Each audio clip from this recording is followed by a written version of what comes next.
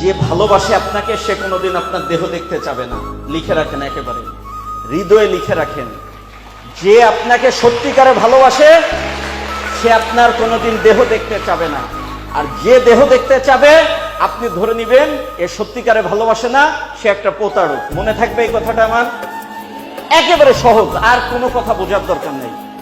যখনই সে আপনাকে এইভাবে বলতেছে এটা দেখা ওটা দেখা, আপনি বলবেন এটা বাটপার, এটা প্রতারক, তুই সত্যিকারে আমাকে ভালোবাসিস না। প্রেম দরকার, অবশ্যই দরকার, কিন্তু তার আগে জীবন দরকার। আপনার যদি জীবন না থাকে তো এই প্রেম দিয়ে কি হবে?